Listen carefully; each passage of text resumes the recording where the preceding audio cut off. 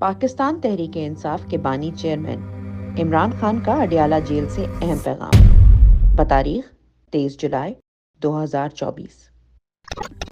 پرسوں میڈیا پر مخصوص ایجنڈے کے تحت بیانیہ بنایا گیا کہ میں نے عوام کو جی ایس کیو جا کر احتجاج پر اکسایا، جبکہ حقیقت یہ ہے کہ تحریک انصاف کی تقریباً 3 دہائی پر محیط تاریخ میں پرتشدد احتجاج کی کوئی مثال نہیں ملتی۔ گزشتہ 2.5 سال کے دوران تحریک انصاف کے خلاف بدترین ہتھ کنڈے استعمال کر کے تشدد پر اکسایا گیا۔ نومبر 2022 میں مجھ پر قاتلانہ حملہ ہوا اور میری مرضی کی ایف آئی آر کاٹنے سے بھی انکار کیا گیا۔ اس کے بعد 2 مرتبہ میری رہائش گاہ پر عسکری ادارے نے حملہ کیا۔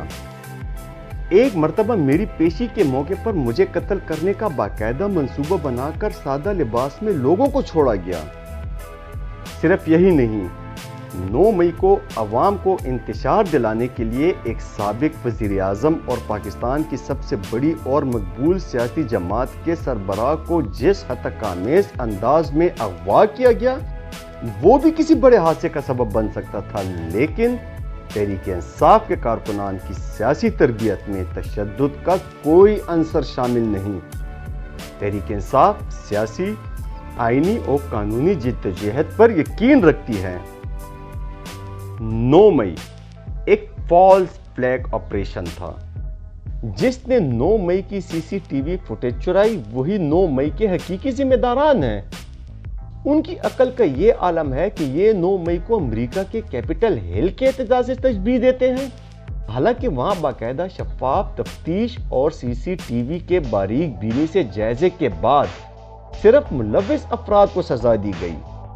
پوری سیاسی پارٹی ریپبلکن کو کچھ نہیں کہا گیا، لیکن یہاں نہ صرف ثبوت مٹانے کی غرض سے فوٹیج غائب کر دی گئی بلکہ پورے پاکستان میں ایکشن لیا گیا ہے۔ پورے پاکستان میں پی ٹی آئی کے مختلف علاقوں کے لوگ جنہوں نے احتجاج میں حصہ نہیں لیا ان کو بھی اٹھایا گیا۔ ان کا کیا قصور تھا؟ یہ بات بھی قابل غور ہے کہ امریکہ میں سابق صدر پر قاتلانہ حملہ ہوا تو سیکرٹ سروس کی چیئرپرسن نے ناکامی کو تسلیم کرتے ہوئے استعفیٰ دیا، جبکہ پاکستان میں جس سابق وزیر اعظم پر قاتلانہ حملہ ہوا سیکرٹ سروس نے اسی وزیر اعظم کو قید کر دیا۔ پوری پاکستانی قوم کو دہشت گرد کہہ کر قوم کو متنفر کیا جا رہا ہے۔ 80 کی دہائی میں جینے والے چند افراد جو اس امر سے یکسر نابلد ہیں کہ سوشل میڈیا کام کیسے کرتا ہے، وہ سوشل ڈیجیٹل دہشت گردی کے لقب بانٹ رہے ہیں۔ پاکستان کی 90% آبادی تحریک انصاف کے ساتھ کھڑی ہے۔ پاکستان کی 90% عوام نے 8 فروری کو تحریک انصاف کے حق میں ووٹ دیا تھا۔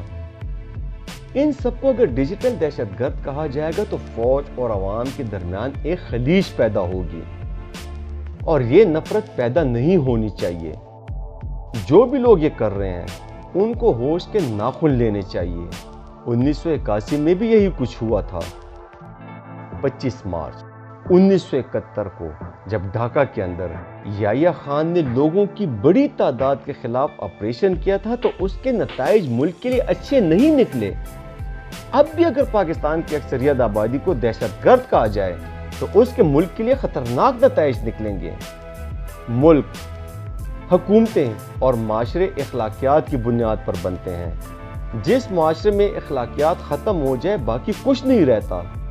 آج لوگ اگر آپ کو برا بھلا کہہ رہے ہیں تو وہ صرف آئین کی بالادستی کی بات کر رہے ہیں۔ آئین کی بالادستی اور حقیقی آزادی کا مطالبہ کرنا کوئی غداری نہیں ہے۔ یہ جو مضحکہ خیز کیسز بنائے جا رہے ہیں اس کا مطلب یہ ہے کہ ہمارے لوگ بالکل پرامن طریقے سے کام کر رہے تھے، اور جب آپ ان کو پرامن طریقے سے کنٹرول نہیں کر سکے تو پھر آپ نے ان کے خلاف فسطائیت کے حربے استعمال کرنا شروع کر دیے۔